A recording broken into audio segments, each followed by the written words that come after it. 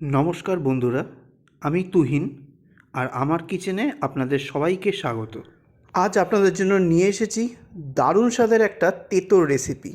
নাম হচ্ছে তেঁতো চচ্চড়ি।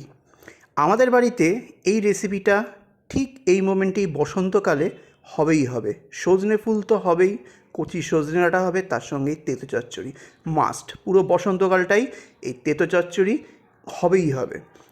দেখে নিন কীভাবে আমি এই তেঁতো চচ্চড়িটা বানাই। ওয়েদার চেঞ্জে অনেকের সর্দি কাশি প্লাস জ্বর, এর কারণে মুখে রুচি থাকে না। রুচি ফেরাতে এই রেসিপিটা দুর্দান্ত একটা ওষুধ হিসাবে গণ্য হতে পারে। করোনাকালে আমার মার যখন করোনা হয়েছিল, তখন হসপিটালে কিছুই যখন খেতে পারছিল না আমার মা, কারণ স্বাদ গন্ধ সেই সময় চলে গেছিলো, তখন এই তেঁতো চচ্চড়িটা বানিয়ে নিয়ে গেছিলাম কম তেল মশলা দিয়ে। আমার মা ফোন করে বলেছিল এই তেঁতো চচ্চড়িটা প্রতিদিন বানিয়ে নিয়ে আসবি। তার জন্যই আপনাদের সঙ্গে এটা শেয়ার করছি, যাতে আপনারাও বানিয়ে খেয়ে দেখতে পারেন। হয়তো এরমভাবে আপনাদের বাড়িতেও বানানো হয়, তাও একবার দেখে নিন। চলুন রেসিপিটা দেখে নেওয়া যাক। তেঁতো চচ্চড়ি বানানোর জন্য আমি নিয়ে নিয়েছি কিছু সবজি। এই 4 রকমের সবজি দিয়েই কিন্তু তেঁতো চচ্চড়িটা বানানো হয়। নিয়ে নিতে হবে প্রায় 150 থেকে 200 গ্রাম করলা বা উচ্ছে, যেটাই পাবেন সেটা নিতে পারেন। নেব কিছু পরিমাণ কুমড়ো, একটা মিডিয়াম সাইজের আলু আর একটা বেগুন। এই দিয়ে তেঁতো চচ্চড়ি হবে। চলুন এটা কেটে নিই। প্রথমে আমি আলুটা কেটে নেব। আলুটাকে হাফ করে নিয়ে ফালি করে নিয়ে লম্বা লম্বা কেনা আঙুলের শেপ করে কেটে নিতে হবে। একটু লম্বা লম্বা হবে। এইখানে প্রতিটা সবজি কিন্তু লম্বা লম্বা করে কাটতে হবে। আমাদের বাড়িতে তেঁতো চচ্চড়ি এরকম লম্বা লম্বা করে কাটা হয়। আলুটা কেটে নিয়েছি, এবার সাইডে রেখে দেবো। এইবার করলা নিয়ে নেব। করলার ইঁদুরের ল্যাজটাকে কেটে দেবো আর মুখের দিকটাও কেটে দেবো, আর মাঝখান থেকে কেটে নেব। নিয়ে তার হাফ করে নিয়ে ভেতরের বীজের অংশটাকে চেঁচে ফেলে দিতে হবে। এখানে কোনো বীজের অংশ ইউজই করা যাবে না। এইবার এটাকে লম্বা লম্বা করে স্লাইস করে নিতে হবে, ঠিক আলুর মতো করে, কেনা আঙ্গুলের মতো করে। দেখুন কেমন লম্বা লম্বা করে করলাগুলো কাটছি, আশা করি বুঝতে পারছেন। ঠিক এইভাবেই কাটবেন করলাগুলো। প্রতিটা কেটে নেওয়ার পর এইবার নিয়ে নেব বেগুন।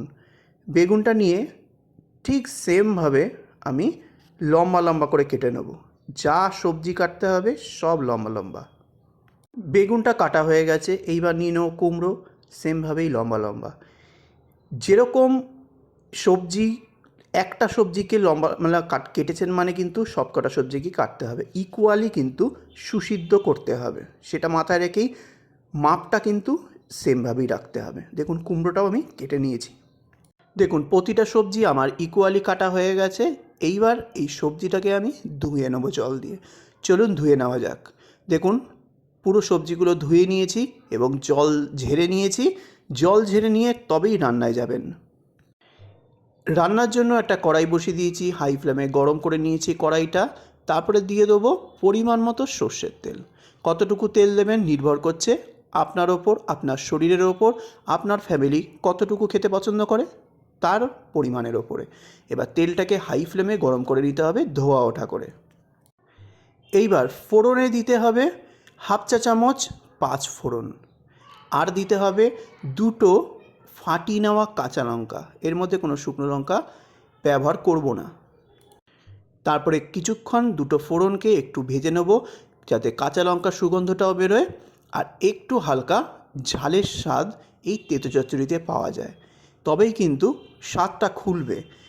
এবার দেখুন ফোড়নটা ভাজা হয়ে গেছে, দিয়ে দেবো খুব সামান্য একটু হলুদ, যাতে সবজিটা দেওয়ার সময় ছিটে না আসে। হলুদটা দিয়ে দেওয়ার পর এবার দিয়ে দেবো কেটে ধুয়ে রাখা সবজিটা, দিয়ে এইবার ভাজতে হবে লবণ হলুদ ছাড়াই। লবণ দিলেই সঙ্গে সঙ্গে কিন্তু নরম হয়ে যাবে, ভাজাটা ঠিক করে হবে না, এটা কিন্তু মাথায় রাখবেন। আমি 2 মিনিট মিডিয়াম ফ্লেমে সব সবজিগুলোকে ভেজে নেব সুন্দরভাবে।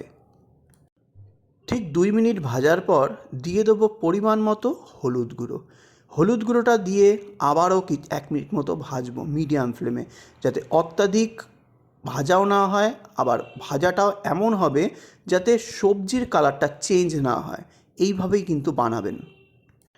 টোটাল 3 মিনিট পর যখন দেখবেন কড়াইয়ের তলাটা হালকা ধরে ধরে যাচ্ছে, মানে সবজিগুলো লেগে লেগে যাচ্ছে, তখন দিয়ে দেবেন পরিমাণ মতো লবণ। অত্যাধিক প্রথমেই দেবেন না, কারণ এই সবজি কিন্তু কমই একটুখানি হয়ে যাবে, তখন কিন্তু লবণটা বেশি লাগতে পারে, মানে লবণটা কাটা কাটা লাগতে পারে।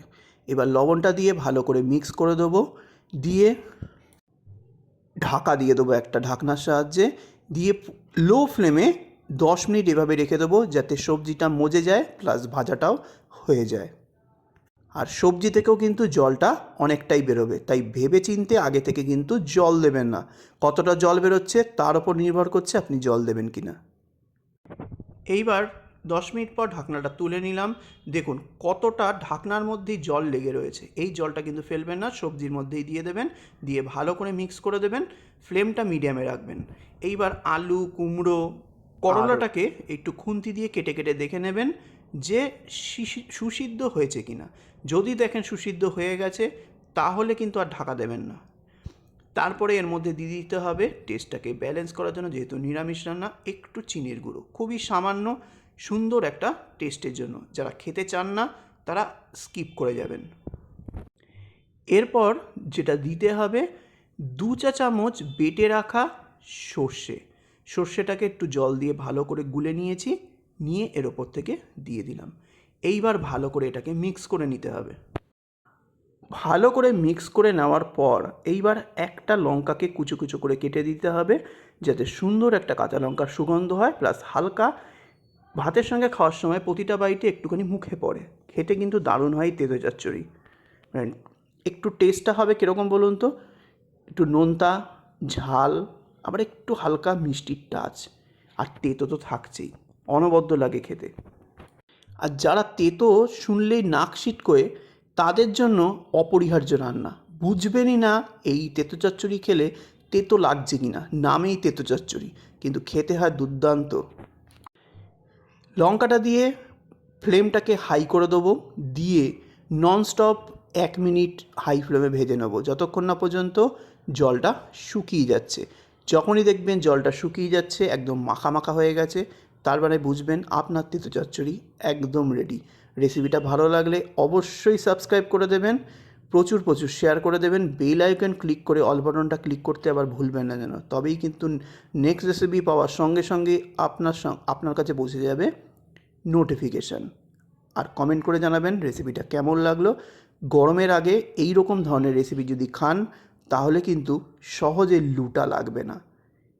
আজ আসলাম, নেক্সট দিন আবার একটা ভালো ভিডিও নিয়ে আপনাদের সামনে তুলে ধরবো। নমস্কার।